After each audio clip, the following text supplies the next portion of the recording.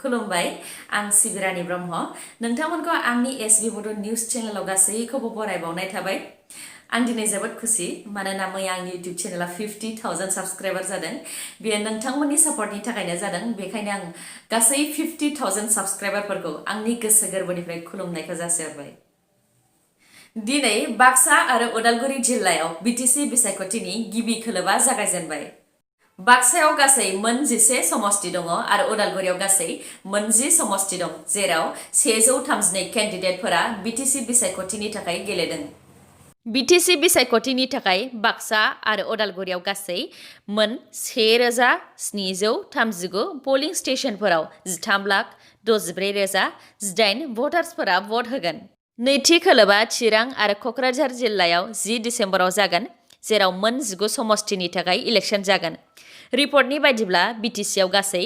23,82,036 भट होग्राफोर दङ जेराव 11,79,020 फोरानो आइजो भट होग्राफोर बिटिसि बिसायख'थिनि काउन्टिंआ 12 डिसेम्बराव जागोन आसा खालामो गासैबो भट होगिरिफोरा गोजोन खौसेयै भटखौ होगोन दस्रानि नामाव साख्रिनि आनजाद होफैनानै हारियानानि 3 मानसिया हमजादों बे जाथाया जरहाटआव जादों मैया रबिबाराव जरहाटनि गभर्नमेन्ट बहुमुखी गार्लस हाई स्कुलाव रेइन फरेस्ट डिपार्टमेन्टनि थाखाय अल इन्डिया लेभेलाव आनजाद जादोंमोन बे आनजादावनो हारियानानि अनिल मुंनि सासे मानसिया चरण सिंह मुंनि मानसिनि मुङाव आनजाद होफैदोंमोन आनजाद लिरफुबाय थानाय समावनो अनिला मबाइल दिहुनदोंमोन बेनि थाखाय गुबुन सासे केन्डिडेटआ मबाइल दिहुननायनि हेंथायै आनजाद हलाव दावराव खालामदोंमोन बेयावनो अनिलखौ आनजाद खुंगिरिया गुबुननि मुङाव आनजाद होफैनायखौ हमनो हादों पुलिस बिफाना अनिलनाव सोंनाय फिननाय खालामनानै गुबुन सानैबावखौ हमनो हाबावदों हमजानाय सानैनि मुङा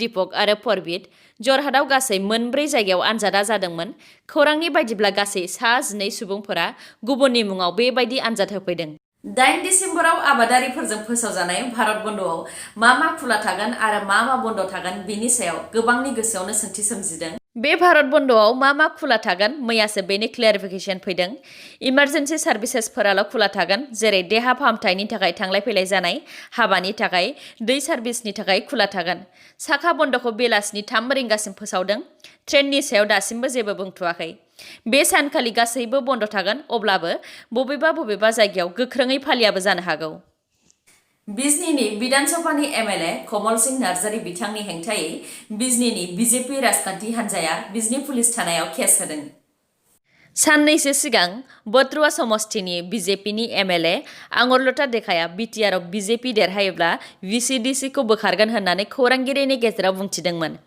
बेनि हेंथायैनो BPF MLA कमल सिंह नार्जारी बिथाङा मैया चिरां बिजनीआव जानाय फोसावदिं मेलाव मिडियानि सिगाङाव फिन होफिनदों दि आंगरलता देखा बायदि सासे बैसोनि बुंनायजों भारतीय संबिजितजों गनायथि होजानाय VCDCआ जोबनानै थाङा बिथां नार्जारीनि बे खोथानि थाखायनो बिजनीनि बीजेपी दोलोआ बिजनी पुलिस थानायाव केस होदों बाक्सानि मसलपुराव गारनानै गालांनाय जोनोम जागोदान गोरलै गथ'खौ रैखा खालामनो हादों मसलपुरनि दिरिं दैमानि दालांनि गाहायाव गोरलै गथ'नि गाबनाय खोनाबाय थानानै सासे आइजोआ दैमानि जिङाव थांनानै गारनानै गालांनाय जोनोम जागोदान गोरलै गथ'खौ रैखा खालामनो हैनो हादों जाथायनि सोमोन्दै पुलिस थानायाव खौरां हैनानै पुलिसनि मददजों गोरलै गथ'खौ मसलपुर सिभिल हस्पिटालसिम लांदोंमोन नाथाय गथ'नि हालोदा गाज्रिथार जानायलाय मोजां फाहामथायनि गोनांथि जानायाव नलबारिनि मोनसे हस्पिटालसिम फाहामथायनि थाखाय लांदों मसलपुर पुलिसआ दा बे जाथायनि थाखाय रश्मि बर' मुंनि सासे आइजोखौ हमदों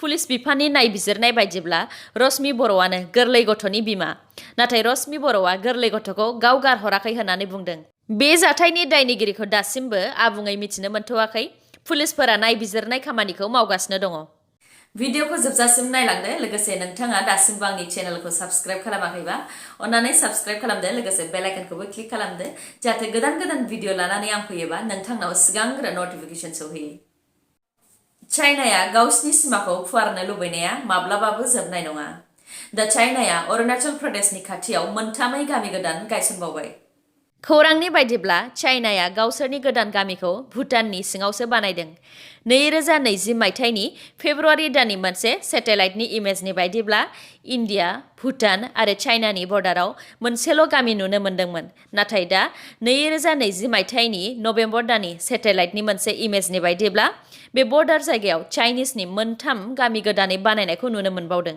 रिपर्टनि बायदिब्ला बेबायदि गामि गोदान गायसननानै गिबियाव बिसोरो खामानि मावनानै जाग्रा जेरै आबादारि, मोसौ फिसिग्राफोरखौ न' लुनानै दोनहरग्रोयो आरो उनाव बे हाखौ सेनानै लायो। बेबायदिनो साउथ चाइना सीआवबो चाइनाया गिबियाव ना हमग्राफोरखौ लैथोनि जिङाव दोनहरग्रोदोंमोन आरो उनाव गासैखौबो गावनि खालामनानै लाजोबदों। एसटि प्लेन आरो ओबीसी ग्रेजुवेट फरायसाफोर जायहा साख्रि गैया बिथांमोननो सरकारनिफ्राय 50,000 रांनि अनसुंथाइ होनायनि एप्लिकेशन जमा खालामनायनि समा सानथामल'सै। बे अनसुंथाइखौ मोननो थाखाय बैसोआ 25 निफ्राय 45 बोसोर बैसोनि जानांगोन। नखरनि इनकामा बोसोरसेयाव 2 लाखनि खम जानांगोन। जायफोर बिथांमोनहा दासिमबो बे रांनि थाखाय एप्लाइ खालामाखै बिथांमोनहा खालामहैनो हागोन। बेखौ खालामनायनि लास्ट डेटआ 10 डिसेम्बर। बिनि अफिसियेल वेबसाइटखौ आं डिस्क्रिप्शनाव होबाय। जायफोर बिथांमोनहा दासिमबो एप्लाइ खालामाखै बिथांमोनहा वेबसाइटनिफ्राय फर्मखौ डाउनलड खालामनानै वेबसाइटआव होखानाय एड्रेसाव अफलाइन जमा खालामहैनो हागोन। नगावआव 8 कौटिनि ड्राग्स हमनो हादों। बे दायाव पुलिसआ 3 मानसिखौ हमनो हादों। नगाव पुलिसआ धिंनि सनारि गामिनि हाबिल आली मुंनि सासे मानसिनि न'आव अपारेशन खालामनायाव गोबां ड्राग्सजों लोगोसे गान्जाबो हमनो हादों। पुलिसफोरा हाबिल आलीनि न'निफ्राय 100 केजि गान्जा, 2 केजि हेर'इन आरो 9.7 ग्रामनि आफिं हमनो हादों। पुलिस बिफाना फोरमायनाय बायदिब्ला बेफोर फेग्रा मुवानि बेसेना दानि बाजाराव 8 कौटि जागोन। बे दायाव गुबै दायनिगिरि हाबिल आलीजों लोगोसे मफिदुल हक आरो बाहादुर आलम बिसोर 3खौ पुलिसआ हमबाय आरो बिसोरनिफ्राय गासै 8 लाख रांबो हमनो हादों। 10 डिसेम्बराव प्राइम मिनिस्टार नरेन्द्र मदि बिथाङा गोदानै पार्लियामेन्ट बिल्डिंखौ गायसनगोन। गोजाम पार्लियामेन्ट बिल्डिंआ 93 बोसोर जाबाय जाय ब्रिटिश सोरखारजोंनो बानायजानायमोन। दा गोदानै पार्लियामेन्ट बिल्डिं बानायसिगोन जायनि गुवारा 64,500 स्कुवेर मिटार जागोन आरो बे बिल्डिंखौ गासै 971 कौटिनि बानायनाय जागोन। गोदानै बानायगोन बे पार्लियामेन्ट बिल्डिंखौ टाटा प्रजेक्ट लिमिटेडआ बानायगोन आरो बे बिल्डिंखौ 2022 मायथाइयाव लुजोबनायनि थांखि लादों। थाइलेन्डआव दैबाना जानानै गासै 13 सुबुंनि जिउ खहा जादों। थाइलेन्डनि नाखनसी थामात प्रभिन्सआव दैबाना जागासिनो दङ आरो बे दैबानायाव दासिम गासै 13नि जिउ खहा जाबाय। खौरांनि बायदिब्ला थाइलेन्डआव दासान्दि जोबोद अखा हागासिनो दङ। बे अखाजोंनो गासै मोन 16 जिल्लायाव 3,21,057 नखरफोरा गाज्रियैनो गोहोम गोग्लैदों आरो बिथांमोनखौ रैखा खालामनाय खामानिया दा जागासिनो दङ। गेस सिलिन्डार बेफ्रुनानै 20 सुबुङा गाज्रियैनो जोखोम जादों।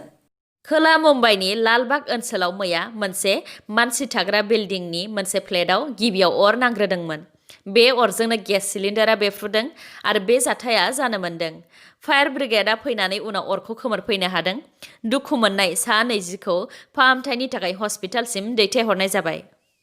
इन्डियानि मुंदांखा बक्सार बिजेंदर सिंहआ आबादारिनि 3 बिलखौ सोरखारा बोखारनानै होआबा इन्डियान गभर्नमेन्टनिफ्राय मोननाय राजीव गान्धी खेल रत्न एवार्डखौ गथायफिनगोन होननानै मैया बुंथिदों।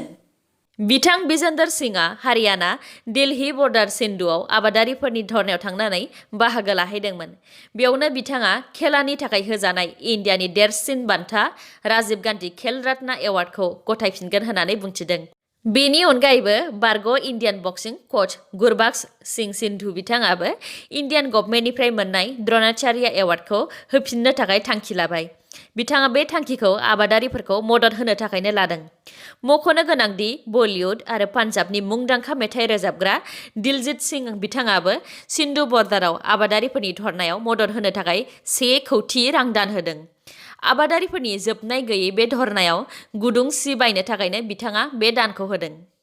इउकेआव 94 बोसोर बैसोनि रानि एलिजाबेथ आरो 99 बोसोर बैसोनि प्रिन्स फिलिपनो इउकेआव गनायथि होजानाय कभिड-19 भेक्सिन फाइजार बाय'एनटेक भेक्सिनखौ होग्रोनो हागौ।